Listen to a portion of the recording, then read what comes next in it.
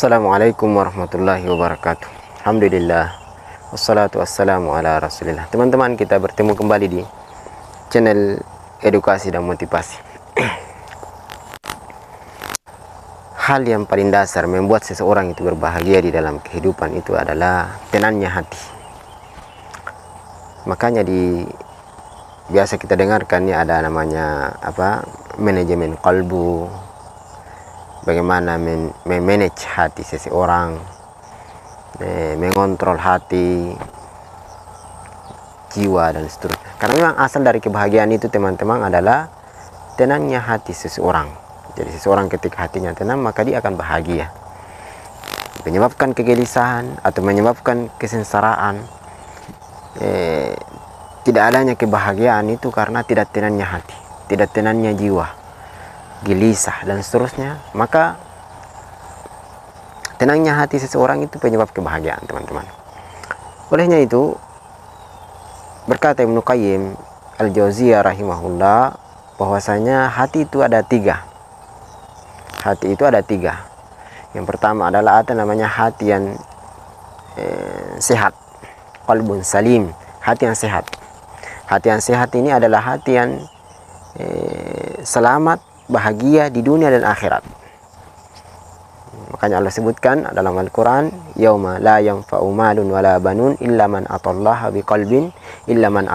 biqalbin salim. Ya, pada hari itu tidak bermanfaat harta keturunan kecuali orang yang datang kepada Allah dengan hati yang salim, hati yang selamat, hati yang sehat. Hati yang sehat itu seperti apa, teman-teman? Hati yang pekah, hati yang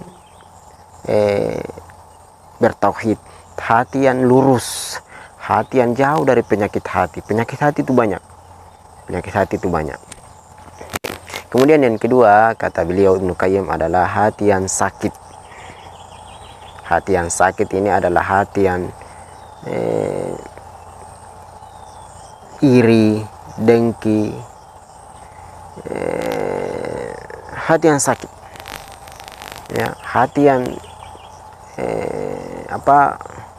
yang dengannya dia tidak pernah ingin seseorang melihat seseorang bahagia.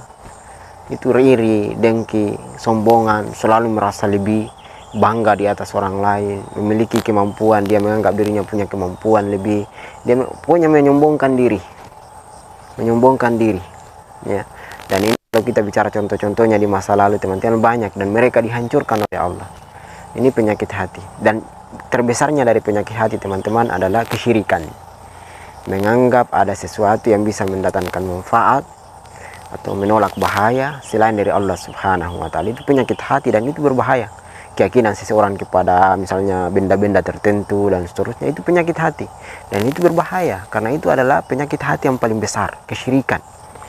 Baik, teman-teman, kita tahu ya bahwasanya bagaimana iblis diturunkan oleh Allah dari surga dan kemudian dilaknat dan akan dimasukkan ke dalam neraka adalah salah satunya adalah karena merasa sombong, menganggap dirinya lebih daripada Adam dan seterusnya. Kemudian yang ketiga dari penyakit hati, teman-teman, atau yang ketiga dari hati itu adalah, kata Ibnu Qayyim, adalah hati yang mati. Hati yang mati ini seperti apa? Hati yang tidak bisa lagi mendengarkan nasihat. Ini hati yang mati, hati yang tertutup, hati yang tidak berpengaruh lagi nasihat kepada dirinya. Pokoknya hati yang keras, hati yang Allah gambarkan dalam Al-Quran itu hati yang seperti batu, bahkan lebih keras daripada batu. Batu itu kalau seandainya dia ditetesi air terus-menerus maka dia akan lubang. Beda dengan hati yang keras, dia tidak peduli dengan nasihat, tidak mau lagi dengar. Pokoknya dia merasa dirinya saja sendiri. Ini berbahaya. Hati yang mati ini adalah hati yang sangat berbahaya dan ini yang menyebabkan seseorang itu menjadi binasa di dunia dan di akhirat. Ketika seseorang tidak mau lagi mendengarkan nasihat, ketika seseorang sudah tuli telinganya dari nasihat, tuli hatinya, ya Allah sebutkan khatamallahu ala qulubihim, Allah sudah menutup hatinya. Ya, dan ada orang-orang yang seperti itu di sekitar kita, subhanallah.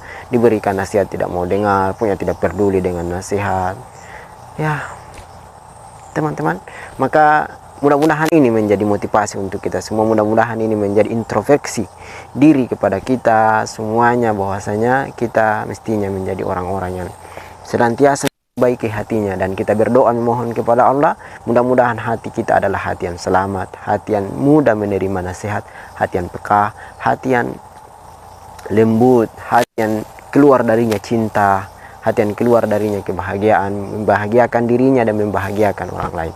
Baiklah teman-teman, itu mungkin yang kita sampaikan. Assalamualaikum warahmatullahi wabarakatuh.